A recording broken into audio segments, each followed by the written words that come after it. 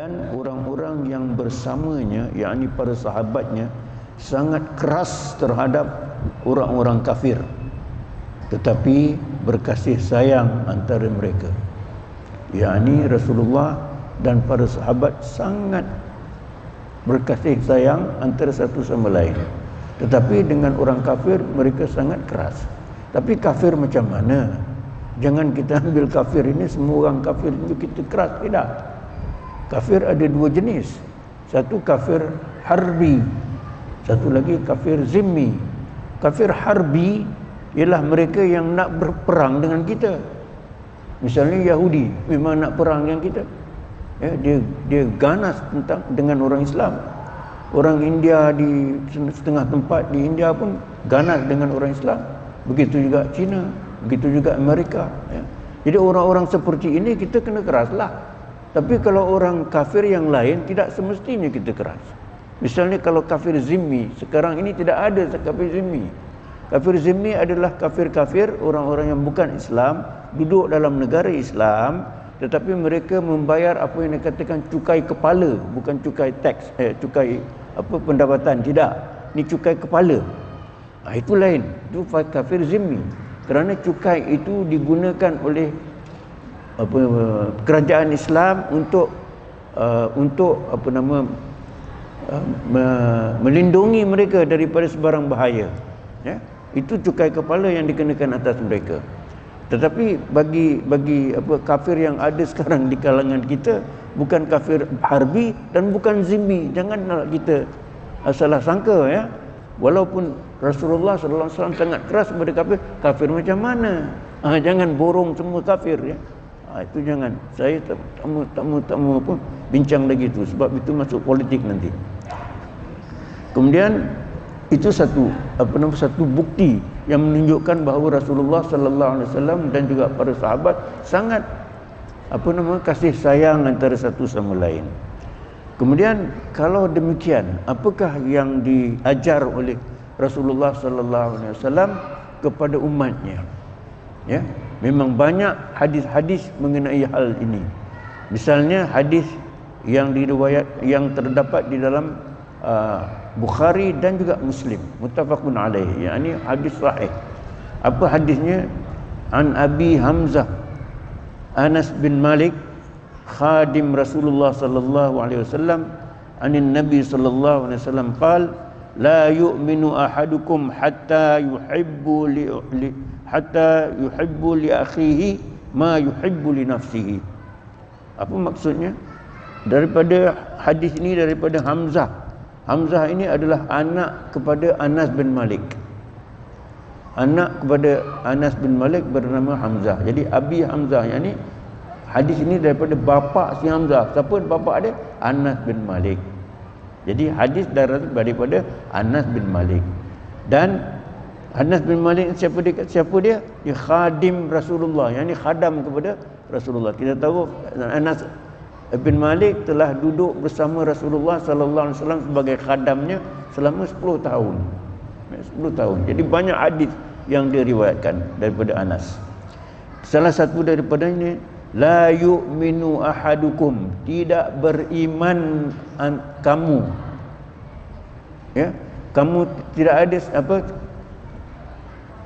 tidak beriman, tidak seorang pun daripada kamu benar-benar beriman. La yu'minu ahadukum hatta yuhibbu, sehingga kamu kasih bagi saudara kamu seperti apa yang kamu kasih diri kamu sendiri. Kasih kepada saudara kamu seperti kamu kasih diri kamu sendiri. Itu yang diajar oleh Rasulullah sallallahu alaihi wasallam. Dua perkara yang telah dikaitkan antara dua perkara yang dikaitkan oleh Rasulullah sallallahu alaihi wasallam dalam hal ini. Yang pertama iman, yang kedua kasih. Itu perasaan kasih. Iman terletak di mana? Iman terletak di dalam hati. Iman tidak terletak di tangan dan sebagainya. Iman terletak di dalam hati. Tetapi penjelmaan iman ini adalah dalam dua perkara. Yang pertama amalan kita, pekerjaan kita, kelakuan kita. Yang kedua, perangai kita. Jadi kalau perangai kita, yakni akhlak kita baik, bermakna iman kita baik. Kalau akhlak kita tidak baik, bermakna iman kita tidak baik. Begitu juga amalan kita, apakah apa yang kita lakukan? Kelakuan kita ini, apakah yang kita lakukan itu baik atau tidak? Kalau tidak baik, bermakna iman tidak baik. Jadi penjelmaan iman ini berlaku kepada dua perkara. Yang pertama kepada apa yang kita buat, yakni amalan kita, dan yang kedua perangai kita. Ya. Jadi dalam hal ini apabila kita sebut tentang seseorang itu tidak beriman, tidak sempurna imannya, sekiranya dia tidak mengasihi saudaranya seperti dia kasih dirinya sendiri. Ya. Jadi kalau kita lihat apakah yang diajar oleh Rasulullah, maknanya kalau kita suka sesuatu bagi diri kita, kita harus suka juga bagi saudara kita. Yakni kalau kita suka mendapat sebuah rumah yang besar, maka kita juga suka kalau kita lihat saudara kita mendapat rumah yang besar. Bukan kita dengki, bukan kita iri hati. Jadi kita sebenarnya harus rasa seronok apabila kita lihat saudara kita berjaya. Apabila kita lihat saudara kita, anak-anaknya semuanya berjaya, kita rasa seronok. Bukan kita rasa benci atau sakit hati. Itu yang diajar oleh Rasulullah sallallahu alaihi wasallam. Yang diajar adalah kita harus rasa seronok, rasa suka, rasa sayang kepada saudara-saudara kita. Saudara-saudara ini bukan sahaja saudara yang mempunyai talian darah, adik-beradik, ya, pak saudara, anak saudara, bukan itu saja. Itu satu hal, itu satu kelompok. Yang kedua, saudara se-Islam. Yang dimaksudkan di sini bukan setakat saudara yang mempunyai talian saudara atau talian darah, tetapi juga saudara se-Islam. Selain daripada itu, adakah hanya kepada orang Islam kita buat baik, walhal orang yang bukan Islam itu baik dengan kita? Dia mungkin jiran kita. Bermakna bahawa apabila kita sebut saudara ini, sebab ada dalam hadis lain disebut bukannya saudara tetapi disebut manusia. Hendaklah kita berbaik dengan manusia yang lain. Kalau manusia bermakna termasuk orang yang bukan Islam juga. Misalnya kalau bukan Islam itu adalah kita punya jiran. Oleh sebab dia bukan Islam, kita tak peduli kat dia, tak ada. Kita kena tunjuk yang kita ini orang Islam, mempunyai perasaan baik, perasaan kasih sayang kepada saudara kita, termasuk orang-orang yang bukan Islam juga. Sampai begitu sebenarnya yang diajar oleh Rasulullah sallallahu alaihi wasallam. Baik. Kemudian kita lihat misalnya ada seorang yang umurnya lebih kurang 90 tahun. 90 tahun, ya. Ini cerita benar. Dia 90 tahun. Kemudian tiba-tiba dia masuk Islam. Ya, dia masuk Islam umur 90 tahun. Jadi orang tanya dia, "Apa pasal kamu masuk Islam?" Dia kata, "Sebenarnya aku masuk Islam bukan sebab orang suruh aku atau tidak, tapi aku tengok orang Islam. Dia tengok dia punya jiran orang Islam sangat baik dengan dia. Kalau jiran itu nak pergi piknik, pergi berkelah, bawa dia. Pasal dia seorang-seorang. Bawa dia sama-sama pergi berkelah. Kalau nak pergi kedai, nak beli barang-barang makan ke apa ke, tanya dia, ada apa-apa keperluan? Kalau nak ikut, mari kita pergi." Begitu dia punya kelakuan orang Islam yang duduk sebagai jiran dia. Akhirnya dia kata, "Aku masuk Islam sebab orang Islam ni baik. Sebab akhlak dia baik." Ya. Ini cerita benar. Begitu juga satu yang orang-orang Islam, orang-orang saudagar daripada negeri Arab yang datang ke Malaysia dulu lah, yang masuk Islam tu sebab apa? Sebab perangai mereka, sebab akhlak mereka. Ya. Jadi apa yang kita tunjuk itu yang sangat baik, ya. Saya tak mau contoh apa yang berlaku sekarang ini, sebab 12 bulan ini penting kan. Jadi saya tak mau contoh yang tu. Kemudian kalau kita lihat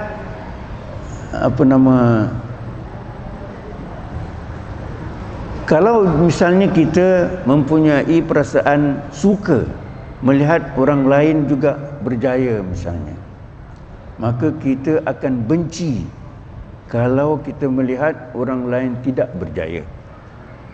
Kita tidak suka kalau orang lain kecewa. Kita tidak suka kalau orang lain menghadapi sesuatu bencana. Misalnya ada kematian ataupun ada aksiden, ada bencana, ada perkara-perkara yang tidak baik. Kita pun tidak suka melihat. Itu sepatutnya. Bukan dia kena tu, baguslah tu. Tak betul. Dia kena tu, baguslah tu. Ataupun anak dia tak lulus, padan muka. Bukan begitu kan. Kita harus memberi sokongan, mengatakan kena cuba sekali lagi, boleh cuba lagi dan sebagainya. Kemudian kita kalau lihat orang yang mempunyai perasaan kasih sayang ini, dia akan suka nak membantu atau menolong orang-orang lain yang dalam kesusahan. Bila ada orang dalam kesusahan, kita rasa suka nak menolong. Kalau tidak, kita rasa betul ke ni? Bermakna bahawa kalau iman kita betul, maka kita akan suka nak membantu orang lain. Misalnya kalau ada orang datang jumpa kita, minta tolong, boleh tak tolong recommend anaknya nak masuk, nak kerja di tempat itu, di pejabat ni, dia kata. Kita dalam satu pejabat, kemudian anak dia datang jumpa kita, minta tolong kita recommend, boleh tak kita recommend? Ada yang pernah saya jumpa, saya pergi jumpa orang ni, minta tolong bantu seperti itu. Tak ada masalah, ini begini. Walhal satu apa dia tak buat. Pun ada. Cakap mulut bukan main bagus. InsyaAllah tak ada masalah. Budak ni bagus gini, tak ada masalah. Memang boleh. Rupanya tak dapat juga. Itu ada. Ini saya pernah jumpa. Tapi ada juga yang belum kita cakap dia dah kata okey, no problem. Belum cakap lagi, itu masalah tu tak ada masalah lah kita. Dia kata kira settle lah. Kira settle. Bila kira settle tu no problem, insya-Allah jayalah budak tu. Sama macam tu. Jadi kalau kita mempunyai sifat seperti itu, maka orang akan suka kepada kita. Kalau lebih ramai orang suka kepada kita, itu salah satu daripada petanda yang Allah suka pada kita. Satu daripada petanda yang Allah suka kepada manusia itu apabila ramai makhluk lain suka kepada dia. Macam mana orang nak suka kepada kita kalau kita selalu cakap bohong? Janji nak tolong tak pernah tolong. Janji saja, cakap saja, tapi tak pernah buat. Orang nanti benci kita. Kalau orang tu benci kita, bermakna bahawa Allah juga tidak akan suka kepada kita. Apa yang kita hendak supaya Allah suka kepada kita? Kita lihat misalnya baru-baru ini kawan saya Profesor Kamal, almarhum Profesor Kamal Hasan, meninggal. Orang punya ramai yang pergi nak semayang tu, dia janji semayang pukul 11. Saya sampai sana pukul 11, semayang dah habis dah, orang balik dah. Punya ramai sangat nak semayang. Tempat kecil, jadi dia buat 2 kali semayang. Itu pun saya tak sempat. Jam bukan main teruk. Itu satu daripada tanda orang ini sebenarnya disayangi oleh Allah Subhanahu Wa Taala. Begitu juga dahulu masa Tan Sri Nik Aziz, Allahyarham, meninggal, kita tahu beribu-ribu orang yang pergi untuk melihat jenazah dia. Ya, itu juga menunjukkan satu petanda yang orang itu orang yang disayangi oleh Allah Subhanahu Wa Taala. Ya, jadi kalau kita rasa sifat kita iaitu sifat untuk kasih sayang ini kalau kita teruskan, insya-Allah ramai orang akan suka kepada kita. Maka kalau ramai orang akan suka kepada kita, insya-Allah Allah sayang kepada kita. Itu yang paling penting. Baik. Kemudian saya nak bagi contoh, ya. Ubay bin Ka'ab adalah salah seorang daripada sahabat Rasulullah sallallahu alaihi wasallam yang mempunyai suara yang sangat sedap dan hafaz Quran dan baca Quran dengan baik, dengan lagu dengan baik, sampai Sayyidina Umar melantik dia menjadi imam di Nabawi, di Masjid Nabawi. Ya, jadi imam tarawih pada bulan Ramadan dilantiknya Ubay bin Ka'ab. Tapi sebelum kewafatan Rasulullah sallallahu alaihi wasallam, satu hari Rasulullah sallallahu alaihi wasallam sedang memberi khutbah. Selalunya khutbah Rasulullah pendek, tapi hari itu di start daripada selepas subuh tak habis-habis sampai zuhur. Lepas zuhur start balik sampai asar. Lepas asar start balik sampai maghrib. Punya lama dia punya khutbah, banyak sangat benda yang dia nak cakap. Ya. Ubay bin Ka'ab ini ada masa itu. Tapi dia tengok lama-lama, dia fikir-fikir, dia tanya Rasulullah sallallahu alaihi wasallam. Apa tanya dia? Dia kata, "Ya Rasulullah, aku selalu selawat kepada kamu. Ya.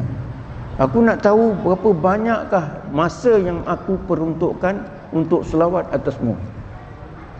Kalau suku daripada masa zikir aku ini aku gunakan untuk selawat untuk kamu." Apa kata Rasulullah sallallahu alaihi wasallam? Kalau suku pun okey, tapi kalau lebih lagi baik. Suku okey, tapi kalau lebih daripada baik, lebih baik. Kemudian dia kata, kalau begitu bagaimana kalau setengah daripada masa aku untuk selawat untuk kamu, bagaimana?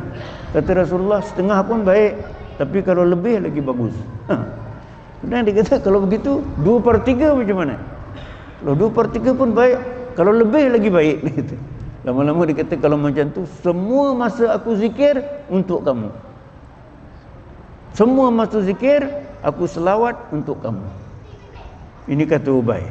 Bila dia kata begitu, kata Rasulullah apa dia? Rasulullah kata, kalau begitu engkau tidak akan pernah rasa risau dan segala dosa kamu diampunkan. Apa maksudnya? Kalau dia tidak akan rasa risau, makna risau ini risau di dunia. Kita tak akan risau di sana, tak tempat dah. Di sana tak ada risau dah. Tapi risau di sini. Macam-macam risau. Anak sakit pun risau. Bini sakit pun risau. Kaki sakit pun risau. Semua risau. Kalau dia tidak ada risau, bermakna lapang dada dia. Senantiasa dia senang hati. Semua dia dapat terima. Dia dapat syukur. Dia dapat terima segala-gala yang dikurniakan oleh Allah. Risau yang tak ada. Bermakna di dunia dia senang. Akhirat dosanya telah diampunkan. So bayangkan, dengan selawat saja Allah akan dia akan hilang segala risau dan dosanya telah diampunkan. Bermakna dunia dan akhirat selamat. Dunia dan akhirat selamat. Dan satu hari tiba-tiba dia dengar orang ketuk pintu, si Ubay ni. Ubay bin Ka'ab, orang ketuk pintu. Jadi bila orang ketuk pintu, dia pun buka tengok Rasulullah sallallahu alaihi wasallam sendiri yang ketuk pintu. Dia punya terperanjat, dia kata, mengapa tuan tidak panggil saya saja, saya boleh pergi. Pasal apa tuan sendiri kena datang? Dia kata, Jibril sampaikan kepada aku yang Allah suruh aku datang jumpa kamu sendiri. Allah suruh aku datang jumpa kamu sendiri untuk apa? Untuk beri salam dan menyampaikan surah Al-Bayyinah kepada kamu.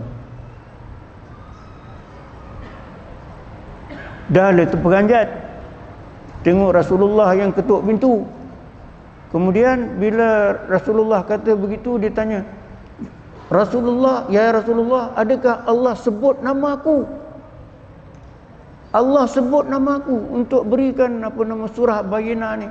Ya, kata Rasulullah. Menangis si Umar. Menangis dia. Yang saya tahu dalam dunia ini 2 orang saja yang diberi salam oleh Rasulullah, oleh Allah. Yang pertama Siti Khadijah. Sebelum ia wafat, Jibril datang bagi tahu kepada Rasulullah, tolong sampaikan salam Allah kepada Siti Khadijah. Ini si Ubay bin Ka'ab dapat salam daripada Allah. Satu salam daripada Allah sudah cukuplah sampai bila-bila. Ini kita banyak salam pun tak ada guna kadang-kadang. Ini satu salam. Bagaimana boleh dapat satu salam tu? Yang pertama sayang kepada Rasulullah, yang kedua sayang kepada Al-Quran. Yang pertama sayang kepada Rasulullah, yang kedua sayang kepada Al-Quran. Jadi daripada apa yang saya bincangkan pada hari ini, pada malam ini, yang patut kita terima ataupun bawa balik sebagai take away, selawat banyak-banyak supaya kita dapat tunjuk yang kita sayang kepada Rasulullah. Yang kedua, banyak membaca Al-Quran. Banyak membaca Al-Quran sehingga Allah akan sayang kepada kita. 2 ni yang paling penting, selawat dan baca Quran, insya-Allah. Wallahu a'lam. Kita habiskan dengan tasbih kafarah dan surah Al-Asr. Subhanakallahumma wa bihamdika asyhadu an la ilaha illa anta astaghfiruka wa atubu ilaik.